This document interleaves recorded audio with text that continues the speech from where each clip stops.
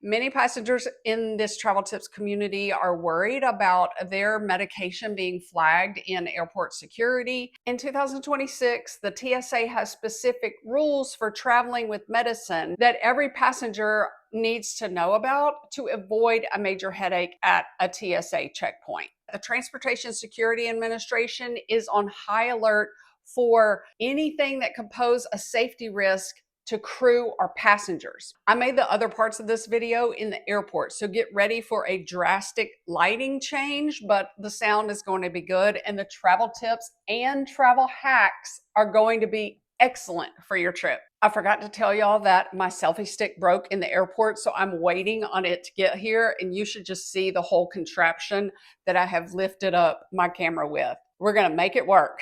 Every medication has to be screened, including the equipment that we travel with.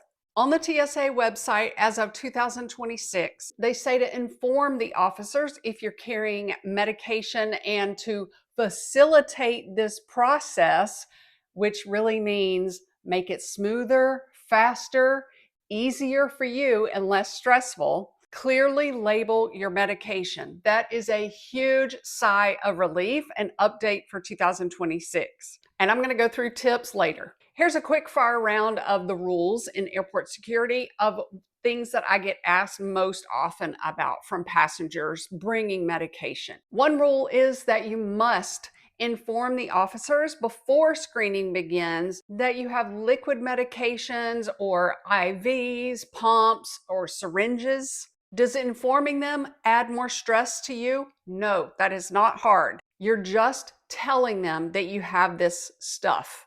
Another rule is that you then are supposed to put the medication and the equipment in the bin for screening. But an update in 2026 is they most of the time do not want you to take them out if you have informed them you're carrying them. The next rule says that liquid medication does not have to follow the 3.4 ounce rule. Those liquid medicines are exempt from the rule. Even over-the-counter medication like Cantact solution, eye drops, my shampoo prescription that I fly with a lot, none of those have to fit into 3.4 ounce containers or less. I'll go into this later, but if it is a prescription liquid, have that liquid prescription with you. So here are some easy travel tips to save you stress before you even leave your house for a trip. Number one, have your liquids ready to be pulled out, either all of them in a gallon bag or at the top of your personal item bag for easy access, because you're going to facilitate the process. We're making everything smoother. Number two, do not put liquid medication in your TSA compliant quart size bag. Here's one travel tip when you want to know what medicine is allowed in the TSA line, like insulin, for example. That's one of the most frequently asked questions that I see. You go to the TSA.gov website. In the top right corner, tap on what can I bring? And then you're going to just type insulin, for example, and it will search and it will tell you that yes, you're supposed to, number one, inform the officers that you have diabetes and you're carrying insulin equipment or wearing it. 90% of the time, they'll say just keep everything in your bag, because that machine knows what insulin looks like when it's screened. Many of you have asked about wearing an insulin pump or wearing a glucose monitor through the TSA line, and the huge relief is those things do not have to be taken off. They will not ask you to do that. Rule number one is to inform them that you're wearing that device. Two updates for 2026 is in pre-check lanes, if the alarm goes off from you wearing a pump or glucose monitor, they will most likely only have to test your hands for explosives. And the other tip is in standard TSA lines without pre-check, they may have to pat down the pump and look at it and also test your hands for explosives. Just so you know, when I say the alarm goes off, it's not this loud flashing sound or light. It is just a notification to the TSA that that item or medicine needs looking at because you did not inform them or the bottle is large. By the way, I'm going to talk about powder and supplements later on in the video because that's another frequently asked question. They are medical items. Some passengers also ask, what happens if I cannot stand without my wheelchair or without my crutches or my knee brace? Are they going to make me take these things off? There is great news for you. Number one, inform the officers that you cannot stand without this item. And number two, if you are traveling with another passenger and they need to help you walk through the checkpoint, they are allowed to do that, but then they have to go back through screening by themselves. They just jump right back into line. But now we will notice what it says at the bottom of this section on their website. There are 3 tips. If you have pre-check, stay seated and the machinery will scan you and your equipment. In standard TSA screening, if you can stand on your own, you will be screened like everyone else. Or if you refuse to be screened like that, they will do a regular pat down.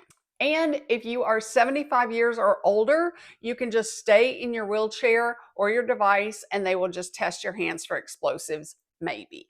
So there are different ways that you can pack your pills. If you go to the TSA.gov website, that's where you're going to find so many answers that they have to have in black and white. But in most airports that I have flown in over 24 years, and especially the last few years, this is what is happening standard-wise.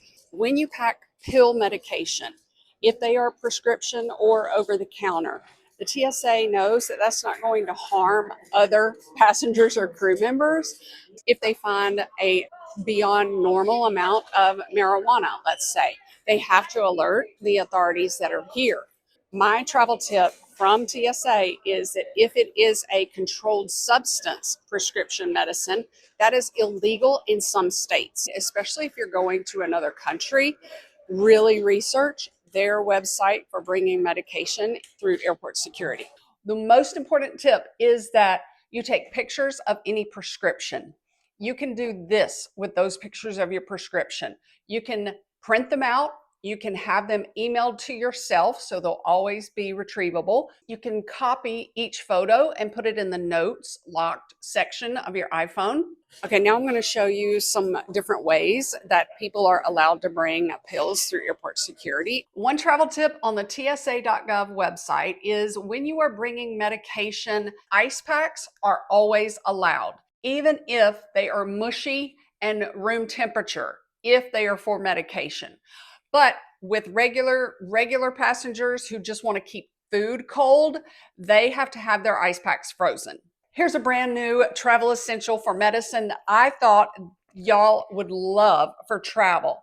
It is a notebook that's squishable and smushable, and a YouTube viewer gave me this idea.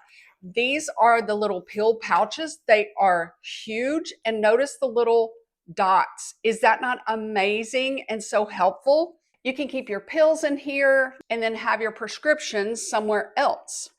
And it is very easy to use.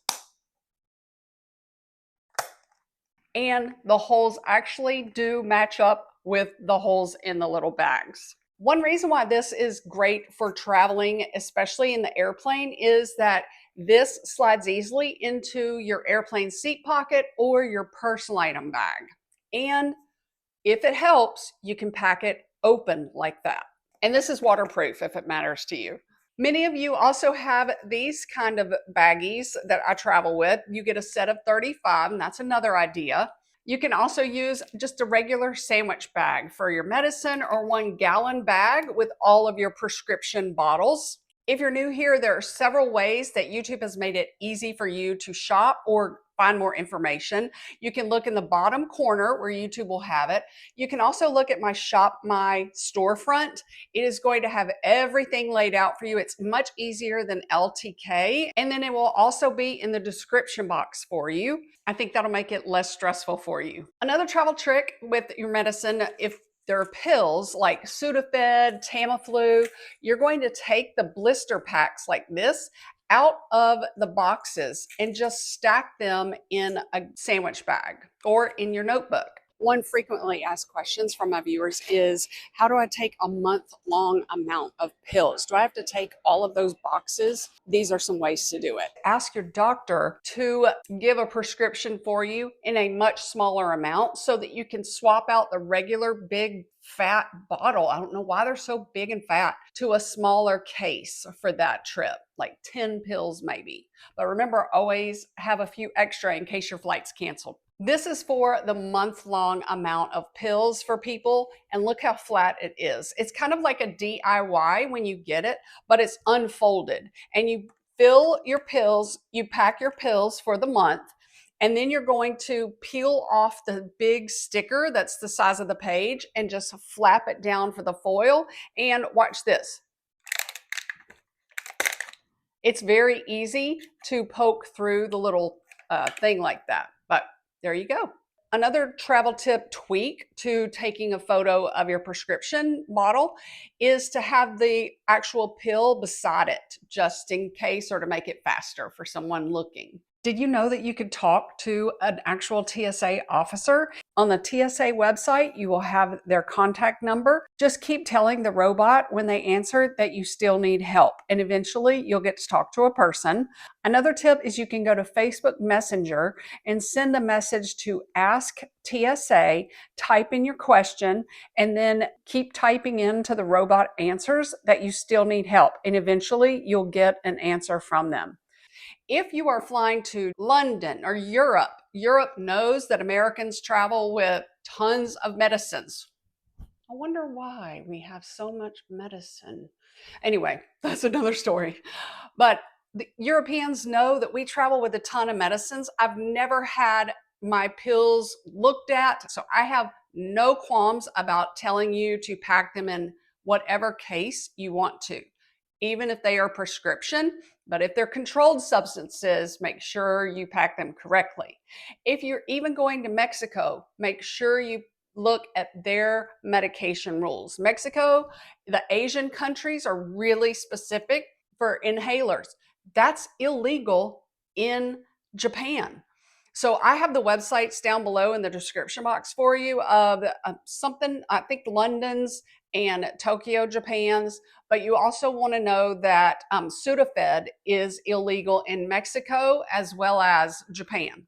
One travel hack is to use like a gum container or like a breath mint tin, but you can also have these. They come in a pack of 4. I have my little in-flight things like tiny deodorant, individually wrapped floss sticks, some eye drops that I can have within easy reach. Just an idea. Another travel tip is to use a cooler. Like I said, ice packs do not have to be frozen, or they can be frozen. But for liquid medication like injectables, vials that you need, the rule on TSA.gov's website is you declare it to the TSA officer. You say, hey, I have liquid medicine. Do you need me to pull it out and put it in the bin? Most of the time in the United States, they will say, no, just keep it in your bag, like they did for me when I was traveling with this to Hawaii. But in Hawaii, they did want me to put it in the bins. And I think their machinery is much older. Maybe they've gotten newer technology in the last year. But you freeze this is your ice pack, and then you would fit your vials that you need down in there. It supposedly keeps them cold for 60 hours, and I can attest that it kept it cold for 18 hours for me. Here's another update from my husband's cousin, and they have, one of them has MS, and they travel with a lot of liquid medications, powdered supplements. Powdered supplements have a maximum amount that you are allowed to take. Like, I think it's 70 ounces. So however you pack that powder is fine in check bags and carry-on luggage. But they also have a ton of liquid medicine. And in Phoenix, in Salt Lake City, in Seattle, they never declared that they had liquid medication to the TSA officers, and they never asked them to pull them out. Now, they do have pre-check. I have pre-check. Okay, I thought of some quick tips for medication that many of you may have questions about. If you are flying with a CPAP machine, check your airline to see if it counts as a third bag. Tell them it is for medical issues and it should not count at all.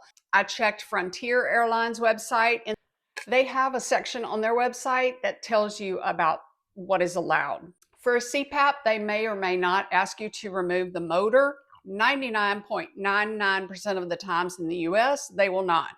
But in Canada, 2 years ago, they did ask my mom to remove her motor from her CPAP machine right when we got to the conveyor belt. But you're not stressed because of what you did before you left your house.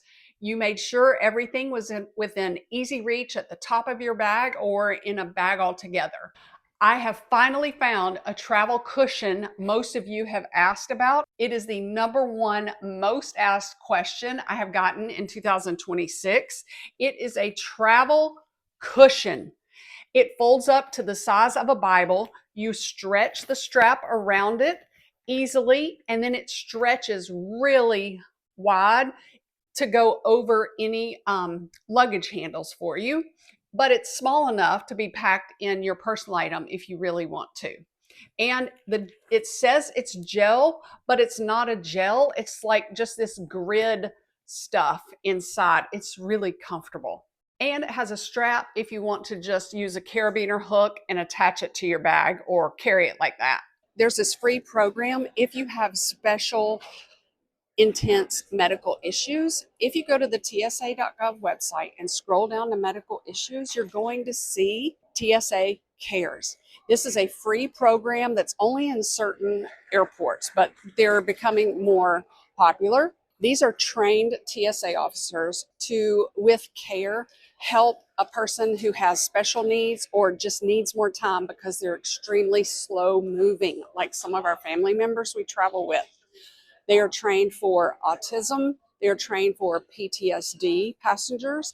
And even if you have a broken leg or it's an invisible medical issue that you are dealing with, like an extremely slow family member, this program will hopefully give you your own lane and your family members get to go through it with you so that they can take the extra time that you need. The passenger would benefit from having a non-hurried experience through airport security. Even if you deal with high anxiety, like you have to sign up for it on that TSA Cares section of their website 3 to 5 days in advance. I would do 5 days in advance, and that they will email you where to meet the trained officer. I have a longer video up here that explains TSA Cares. I interviewed TSA officers who are trained, and you are going to fall in love with their heart. They are so precious and helpful for those of you who need this assistance. Another quick tip is that you can inform